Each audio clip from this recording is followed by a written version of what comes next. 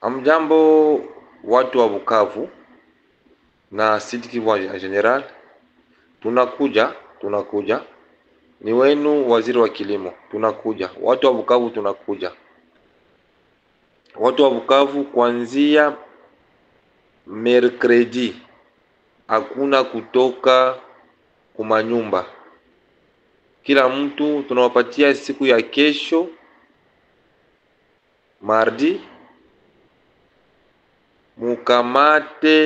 Mukamate pesa zenu, mwende nazo sokoni, mununue vitu muweke mumanyumba. Kuanzia kesho mercredi, mukamate vitu vyenu, pesa muweke mumanyumba. Hakuna kutoka kuanzia mercredi. Tunapatia tu siku ya kesho mardi. Watu tunachoka na kuwawa sisi na Wanyarwanda.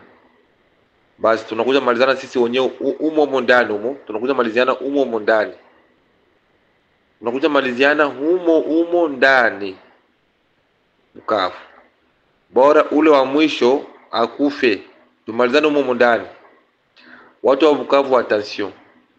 Musikie, ni waziri wa kilimo anaongea. Msemaji wa wazalendo. Nasema munisikie watu wa Bukavu.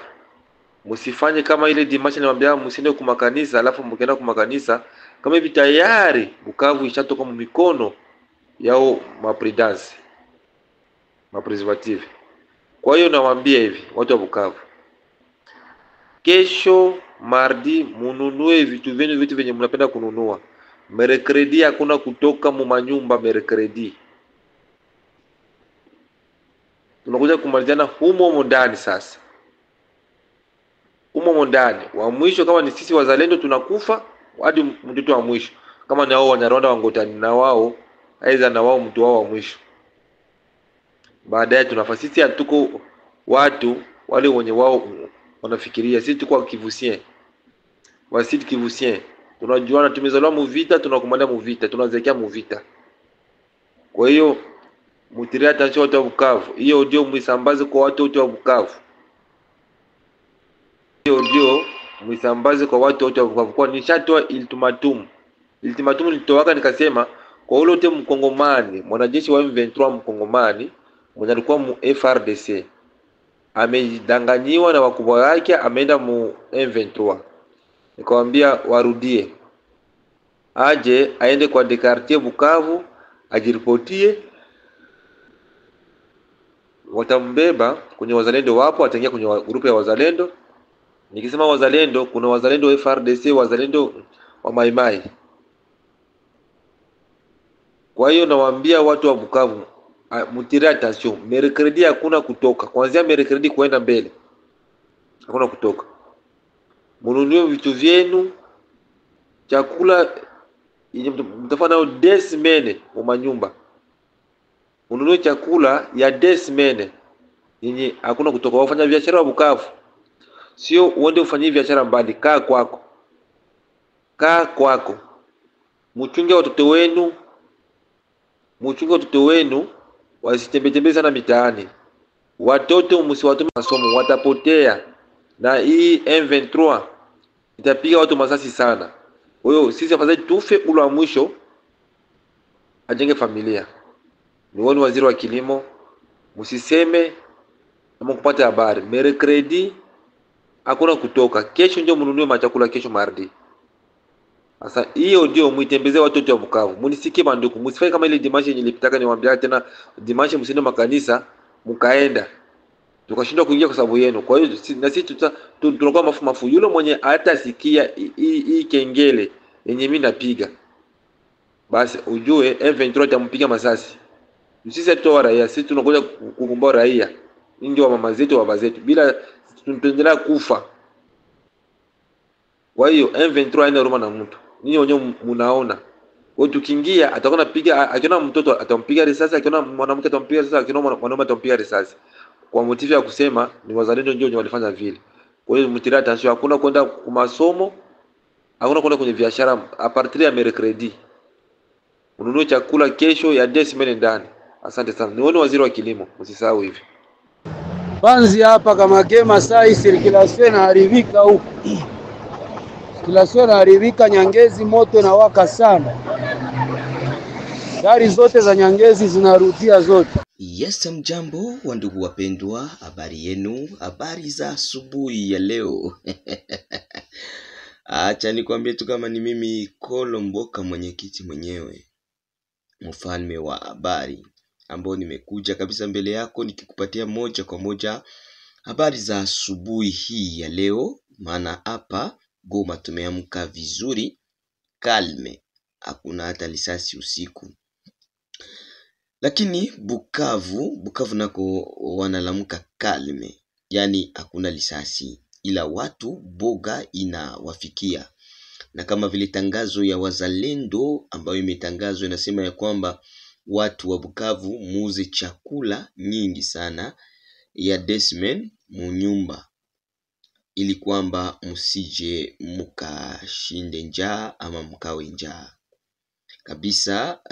Nikwambie tu kama huku ngambo za Nyantende na ngambo ya Nyangezi mambo imeharibika kabisa. Nikwambie tu kama Nyantende ni kama ni Bukavu, ni porte d'entrée ya Bukavu Nyantende.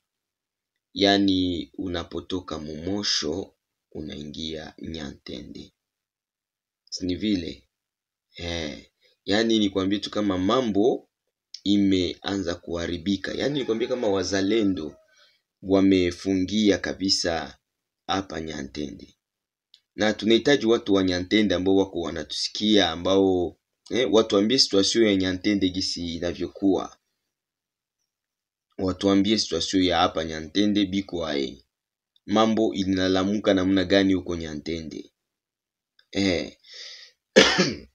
Kama vile teme yetu jinsi inavyosema, inasema Bukavu banaume njo banaanza piga chakula juu ya boga ya vita. Hakuna kazi, hakuna kutembea, mambo inakuwa ni kubakia kunyumba. Banakuwa sawa vile watu wenye biko mu lockdown ama biko mu wakati ile ya corona.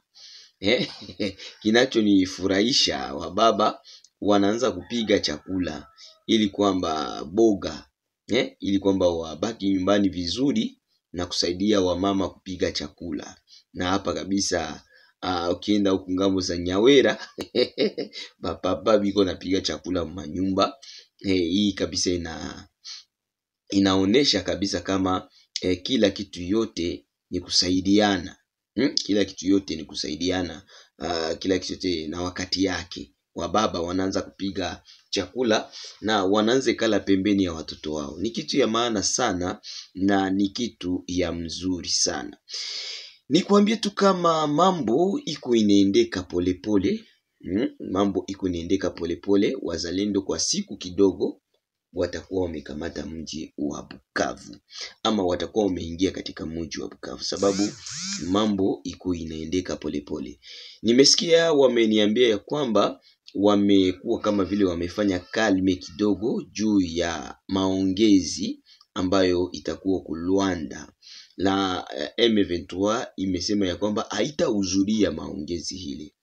Yani M23 imekataa kuhudhuria maongezi hile ya Luanda, ambayo ilikuwa inataka kuwakutanisha ana kwa ana, macho kwa macho, face to face na leta ya Kongo, ili kwamba wapate kuangalia gisi gani wanaweza kuongea juu ya amani. Sasa politiki ile ni politiki ambayo kabisa imefikia pale, na sasa kwa masaa za mchana hatujajua kama bitaendeka namna gani, bitakuwa namna gani, eske maongezi itaendelea wala maongezi haitaendelea. Tutaendelea kuwapatia taarifa zote jinsi vinavyokuwa na jinsi vinavyoendeka. Mtaendelea kupata hapa kwenye Josiwe, hapa kwenye Oli Official, kwenye Oli Official mtaendelea kupata kabisa moja kwa moja jinsi mambo inavyoendelea. Ni vile ndugu zangu, yani tutaendelea kuwapatia moja kwa moja mambo jinsi inavyoendelea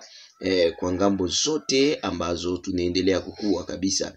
Na hapa kabisa tunawaambia ya kwamba muwe macho malipote mnapokuwa, muwe macho na muendelee kabisa kuomba Mungu ili kwamba Mungu apate kuwasaidia mahali pote mnapokuwa kabisa, wa mama na wa baba, muendelee kuomba Mungu ili kwamba nchi yetu ipate kurudi katika mikono yetu katika siku na tariki hii ya leo.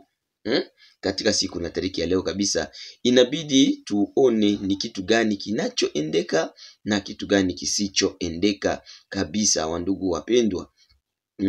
Panike muvile ya Bukavu. Donc ni kusema watu wanajaa woga na paniki. De maintenant ni kwambie tu kama muvile ya Bukavu, mu centre ville amuyakuwa kitu. Tuongee vizuri, musiseme aseme mu centre ville muko kitu. Mu centre ville amuyakuwa kitu. Lakini watu wanaboga. Watu wana panique. Ya donc ni kusema watu hawana stamen. Ni kusema mu centre ville amuyakuwa kitu. Labda masasi limoya na limoya inalia, lakini si masasi ya nani ya wazalendo ambayo imelia, hapana. Kuna masasi mengine ambayo imeendelea kulia wakati moya, lakini kwa usiku huu wa leo mu centre ville ya Bukavu mpaka hivi akuyakuwa kitu. Tukwe tunaongelesha ukweli, tuambie batu ukweli. Mengine ataweza kuambia Bukavu imekamatiwa, Bukavu imeingiliwa, masasi kunalia Bukavu. Hii ni panike, wanapenda wakutie ndani. Na alafu watu wa Bukavu wakati wanasikia wanasema Bukavu kuna kamatiwa na hakuja kamatiwa na masasi haijalia Bukavu, hapa mtasema ule mtu mweko anasema vile ni vya bongo. Ilifo kuchunguza maneno. Usije ukakimbie, uende ukimbilie mshimu, uanguke, ulumie, uvunjike na uko nakimbilia bure. Naambia watu wa Bukavu mukae chonjo, muikale kimya, musiwe na boga. Munaposikia kitu, muikale kwenye huko, uanze kwanza usikie kitu kiko kinenda wapi. Usikimbie tu kwa ajili ya boga. Usije ukakimbilie mugari bakugonge, wala usije ukakimbilie ndani ya shimu uanguke, ulumie. Usije ukapata bali perdi kwa kitu ambacho ulikuwa ujue. Hii ni kitu ambacho nataka niwaambie wandugu zangu wapendwa, ambao kabisa tunakuwa pamoja nanyi katika muda huu wa asubuhi. Yani nikwambie kama muvile ya Bukavu sai hakuna kitu. Donc ni kusema mvile ya Bukavu ndiyo una harufu ya vita, lakini hakuna kitu. Mpaka sai muvile ya Bukavu kalme iko mpaka sai kabisa, watu donc hawajajua kinachoenda mbele. Lakini kule ngambo za Panzi na Kamagema, ngambo za Nyantende, Nyangezi, kule njo ambapo kabisa unaendelea kusikilikana mambo kule mama na bango. Nikwambie tu kama wazalendo wanaendelea kabisa kumiliki mahali pengi sana. Kaziba imemilikiwa tayari na wazalendo. Nyangezi imemilikiwa tayari na wazalendo. Yani wazalendo wameisha kusogea kabisa karibu na Bukavu. Yani nikwambie kama panike, banakwambia kainya pale fumer sans feu, ni vile.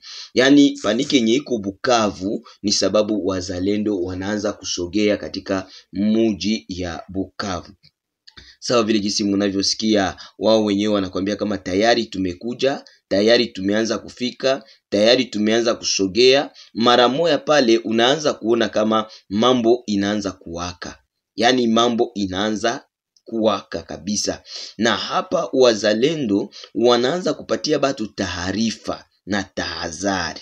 Yani ni kusema ya kwamba wanawaharifu ya kwamba wao wanakuya na wamepana 48 heures ku M23 ya kwamba wanapasha degager vile ya Bukavu. Yani 48 heures yenye wanapatia M23 ni leo, ni jana na leo. Yani wanaambia watu ya kwamba leo ni mardi, inafaa baende bauze chakula. Kama biko na franga, inabidi mwenye kuna franga aanze kuuza chakula. Sawa sawa na vile kisi wanasema, yani mimi ninasema kile ambacho wanasema na ninasema kile ambacho kinaonekana. Yani nikwambie tu kama muvile ya Bukavu panike inakuwa. Panike ya nguvu sana, batu biko na panike moya ya danger, biko banakimbia musoko ya Nyawera, bengine biko banakimbia, yani magaze banaanza kufunga wasije wakaibwe. Yani unaona kama wanaanza kuweka vitu vyao kabisa ili kwamba wasije wakaibwe na kwa ajili ya panike hii. Yani acha nikwambie tu kama muvile ya Bukavu mpaka saa hii watu hawajajua binaenda wapi, binatoka wapi, mambo iko namna gani. Mpaka sasa hivi kabisa wengi hawajajua kabisa mambo jinsi ilivyo. Asubuhi ya leo mambo imelamuka namna gani? Mambo imekuwa namna gani asubuhi hii ya leo hapa Bukavu? Bukavu batu bamelamuka, kalme iko, lakini activite njo batu wanajuliza eske bitaendeka aye, eske tutakuwa. Donc musanse ingine biko wanaogopa, biko na boga. Lakini acha niwaambie ndugu zangu, gesi tunavyozani vita sivyo vita inavyokuwa. Wamoja kama vita inakuyaka saa vile mai yenye kuna shuka mugawa, bengine banazania seme vita inaenda gisi yabo banataka. Hapana. Hii ni mpango wa kiaskari. Askari anapanga vita, anasema vita tutaanza hivi, tutakuwa hapa, tuchomokea hapa. Anaweza kuambia ndakuya busubuhi, anakuya magharibi. Anaweza kuambia tutaingilia Panzi, yani anakiingilia Mshweshwe, wala anakiingilia fasi nyingine. Unaona, yani hii ni mpango wa vita.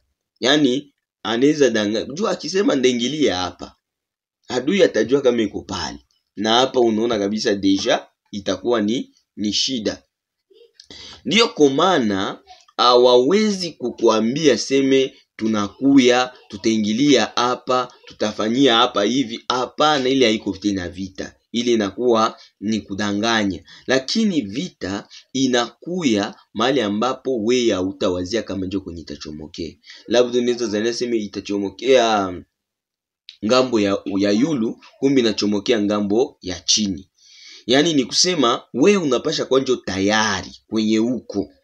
Unapasha kwanjo tayari ukisikiliza Oli Official Kolomboka. Ndio tunapasha sikiliza juu akupatie mstari wa mzuri wa hali gisi inavyokuwa. Yani ukweli wote wa mambo hautaupata fasi ingine, utautosha hapa kwetu ku Oli Official. Ndio kwenye utatosha ukweli wa mambo jinsi inavyokuwa. Yani nikwambie tu kama neema ya kwanza ni kuomba. Wewe ombe familia yako, uombe watoto yako, na uombe majeshi yetu kwenye upande wa vita. Na unapoomba mengine Mungu atakuzidishia.